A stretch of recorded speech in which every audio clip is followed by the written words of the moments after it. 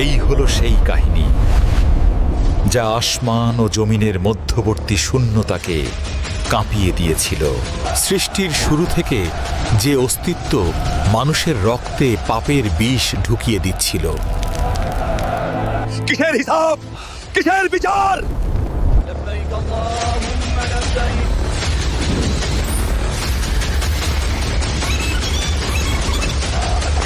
তাদের একজন পথপ্রদর্শক দরকার।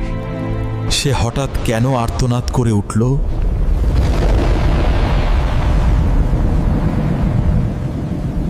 ইমাম মুজাহিদ বলেছেন, ইবলিস তার দীর্ঘ জীবনে 4 বার প্রচণ্ড আক্ষেপে কেঁদেছিল। তার মধ্যে একবার ছিল যেই মুহূর্তে আসমান থেকে 7টি বিশেষ আয়াত নাজিল হলো। কি ছিল সেই আয়াত? কেন তা নাজিল হওয়ার পর ইবলিস বুঝে গিয়েছিল যে তার এত বছরের পরিশ্রম আজ ধুলোয় মিশে গেল? আসুন ফিরে যাই 1400 বছর পেছনের সেই ধুলিমলিন মক্কায়। মক্কার আকাশ তখন কুফরির অন্ধকারে ঢাকা। কাবার পবিত্র প্রাঙ্গণ দখল করে আছে 360টি মূর্তি। কেউ লাতের সামনে মাথা নত করছে, কেউ উজ্জার সামনে। প্রত্যেকে তার নিজের তৈরি করা খোদার কাছে কিছু চাইছে। প্রত্যেকে তার নিজের তৈরি করা খোদার কাছে কিছু চাইছে। মানুষ তখন পথহারা, তাদের কোনো দিশা ছিল না। তারা কাঁদত, কিন্তু কার কাছে কাঁদবে তা জানত না। তারা চাইতো, কিন্তু কার কাছে হাত পাতবে সেই ঠিকানাই তাদের জানা ছিল না। তাদের একজন পথপ্রদর্শক দরকার। তাদের ইবাদত বলতে ছিল কেবল শীষ দেওয়া আর তালি বাজানো। অন্তরে ছিল হাহাকার। আমাদের রব কে? আমরা কার ইবাদত করব? কেমন করে সেই মহান সত্তার সাথে কথা বলবো? ইতিহাস তখন এক সন্ধিক্ষণে দাঁড়িয়ে। আর সেই সময়েই হেরা গুহার সেই নিঃসঙ্গতা ভেদ করে নবী মুহাম্মদ সাল্লাল্লাহু আলাইহি ওয়াসাল্লামের ওপর নাজিল হলো প্রথম ওহী, ইকরা। اقرأ باسم ربك الذي خلق। হৃদয়ে নেমে এলো নবুয়তের ভার। এক প্রশ্ন যেন নবীকে ঘিরে ধরল। দাওয়াত শুরু করব কিভাবে? রবকে ডাকব কি বলে? তার সাথে কথা বলার প্রথম পদক্ষেপ কি হবে? এটি ছিল সেই শুরু যেখান থেকে খুলে গেছে পুরো কোরআনের দরজা। এটি হলো সূরা আল ফাতিহা।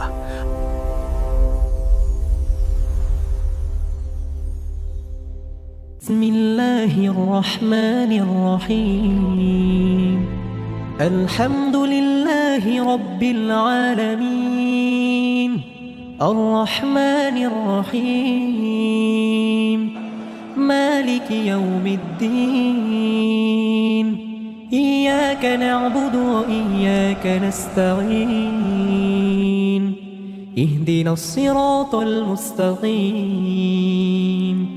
صراط الذين أنعمت عليهم غير المغضوب عليهم ولا الضالين।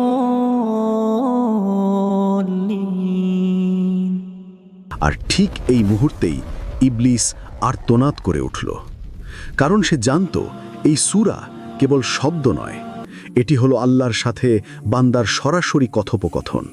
এটি সেই মাধ্যম যা পড়ার পর বান্দার আর আল্লাহর মাঝে কোনো পর্দা থাকে না। আসুন ইবলিসের সেই কান্নার কারণ খুঁজি এই আয়াতের গভীরে। বিসমিল্লাহির রহমানির রহিম। শুরু হলো আল্লাহর নামে। মক্কার সব মিথ্যা প্রভুর নাম মুছে ফেলে দয়াময় ও করুণাময় আল্লাহর নামে শুরু। আল্লাহু আকবার।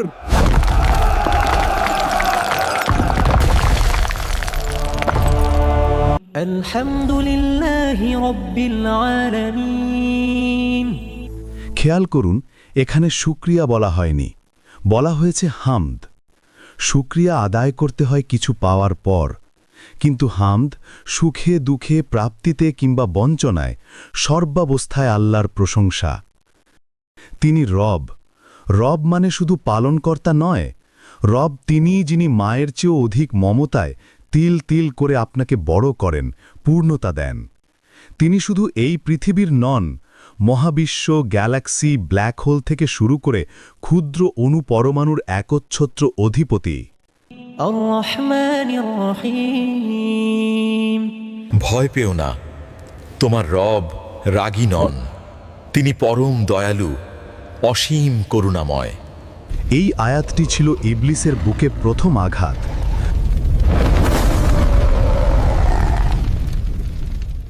কারণ সে মানুষকে নিরাশ করতে চায়, আর আল্লাহ এখানে আশার দুয়ার খুলে দিলেন। مالك يوم الدين মক্কার কাফেররা পরকাল মানত না। কিসের হিসাব নিকাশ আর পরকাল, এই সব কিছু মিথ্যা, আমরা বিশ্বাস করি না। এই আয়াত তাদের সেই অহংকারে আঘাত হানন। জানিয়ে দেওয়া হলো একজন রাজা আছেন, যেদিন তার সামনে কোনো সর্দার বা নেতার ক্ষমতা চলবে না। এতক্ষণ বান্দা আল্লাহর প্রশংসা করছিল, এবার শুরু হলো আসল কথোপকথন। إياك نعبد وإياك نستعين আমরা কেবল তোমারই ইবাদত করি এবং কেবল তোমারই কাছে সাহায্য চাই। এটি ছিল মক্কার ৩৬০ মূর্তির বিরুদ্ধে এক বিশাল বিদ্রোহ। ঘোষণা করা হলো, আমরা সাহায্য চাইলে কেবল তার কাছেই চাইব। আমরা কোনো বস্তুর গোলাম নই, আমরা কেবল এক আল্লাহর গোলাম। ইহদিনাস সিরাতাল মুস্তাকিম, আমাদের সরল সঠিক পথ দেখাও। পৃথিবীর মানুষ আজ বিভ্রান্ত, কেউ টাকার পিছনে ছুটছে, কেউ ক্ষমতার পিছনে। কিন্তু মুমিন বান্দা আল্লাহর কাছে বাড়ি গাড়ি চায় না, সে চায় সিরাত আল মুস্তাকিম, সেই রাস্তা যা তাকে জান্নাতে পৌঁছে দেবে। কিন্তু কোন সেই রাস্তা? আমাদের সরল সঠিক পথ দেখাও। সিরাত আল্লাযিনা আনআমতা আলাইহিম, অর্থাৎ তাদের পথ যাদের ওপর তুমি অনুগ্রহ করেছ। গাইরিল মাগদুবি আলাইহিম, তাদের পথ নয় যারা সত্য জেনেও তো প্রত্যাখ্যান করেছে।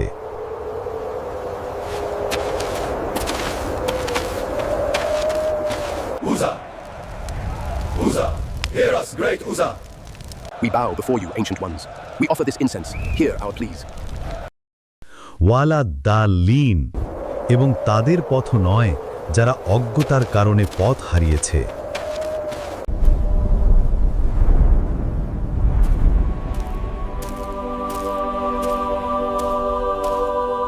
আজকের ২১বিংশ শতাব্দীতে দাঁড়িয়ে আমরা যখন ডিপ্রেশন, অ্যাংজাইটি আর মানসিক যন্ত্রণায় ছটপট করি, তখন সূরা ফাতিহা আমাদের জন্য এক মহৌষধ। আল্লাহ তাআলা বলেন, আমি সালাতকে অর্থাৎ সূরা ফাতিহাকে আমার এবং আমার বান্দার মাঝে অর্ধেক করে ভাগ করে নিয়েছি। যখন বান্দা বলে আলহামদুলিল্লাহ, তখন আল্লাহ উত্তর দেন, আমার বান্দা আমার প্রশংসা করল। ভাবা যায়, আপনি যখন নামাজে এই সূরা পড়ছেন, স্বয়ং মহাবিশ্বের অধিপতি আপনার কথার উত্তর দিচ্ছেন। নবীজি বলেছেন, যে ব্যক্তি সূরা ফাতিহা পড়ল না, তার নামাজই হলো না। ইবলিস কেন কেনেছিল জানেন?